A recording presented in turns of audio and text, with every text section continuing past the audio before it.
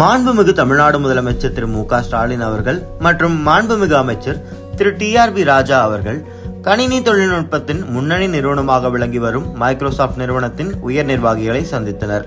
இந்த சந்திப்பில் தரவு மைய விரிவாக்கம், உலகளாவிய திறன் மையங்களை அமைத்தல் மற்றும் ஏஐ திறன் மேம்பாட்டு பயிற்சிகள் மூலம் எதிர்காலத்திற்கான ஊழியர்களை உருவாக்குவது உள்ளிட்ட பல்வேறு தொழில்சார் வாய்ப்புகளை ஆய்வு செய்வதற்கான கலந்துரையாடல் நடைபெற்றது.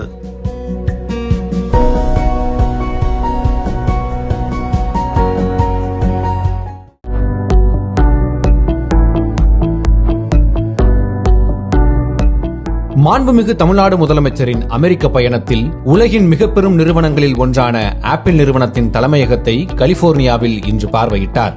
இந்த நேரடி ஆய்வு உலக தொழில்நுட்ப ஜாம்பவானான ஆப்பிள் நிறுவனத்துடன் தமிழ்நாட்டின் உறவை வலுப்படுத்தும் முக்கிய மைல்கல்லாக அமைந்துள்ளது. ஆப்பிள் நிறுவனத்தின் உயர்மட்ட அதிகாரிகளுடன் மாண்புமிகு தமிழ்நாடு முதலமைச்சர் தமிழ்நாட்டில் புதிய வேலைவாய்ப்புகளை உருவாக்குதல் குறித்து கலந்துரையாடினார். தமிழ்நாட்டை உலக தொழில்நுட்ப மையமாக மாற்ற தமிழ்நாடு அரசு எடுக்கும் முயற்சியின் தொடக்கம்தான் ஆப்பிள் தலைமையகத்தில் மாண்புமிகு தமிழ்நாடு முதலமைச்சரின் இந்த நேரடி ஆய்வு.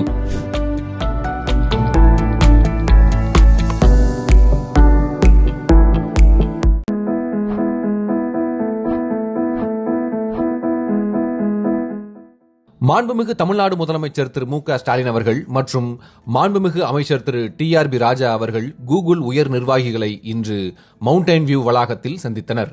சமீபத்தில் அறிவிக்கப்பட்ட கூகுள் பிக்சல் 8 அலைபேசிகள் தமிழ்நாட்டில் தயாரிக்கப்படுகின்றன. இந்த உற்பத்தியை மேலும் விரிவுபடுத்துவது மட்டுமின்றி அந்நிறுவனத்தின் பல்வேறு செயல்பாடுகளை தமிழ்நாட்டில் விரிவுபடுத்துவது குறித்து ஆய்வு செய்வதற்கான ஆலோசனை நடைபெற்றது.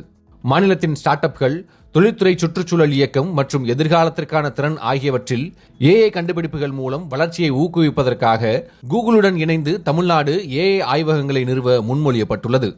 இந்தியாவின் மிகப்பெரிய மேம்பாட்டு முயற்சியான நான் முதல்வன் திட்டத்தின் கீழ் கூகுளுடன் இணைந்து எதிர்காலத்தில் 20 லட்சத்திற்கும் அதிகமான இளைஞர்களுக்கு அதிநவீன ஏஐ திறன்களை பயிற்றுவிக்க மாநிலம் தயாராக உள்ளது. இதற்காக கூகுள் நிறுவனமும் தமிழ்நாடு தொழில் வழிகாட்டி நிறுவனமும் இணைந்து தமிழ்நாட்டில் செயற்கை நுண்ணறிவு ஆய்வகங்களை நிறுவுவது குறித்து புரிந்துணர்வு ஒப்பந்தம் மேற்கொள்ளப்பட்டது.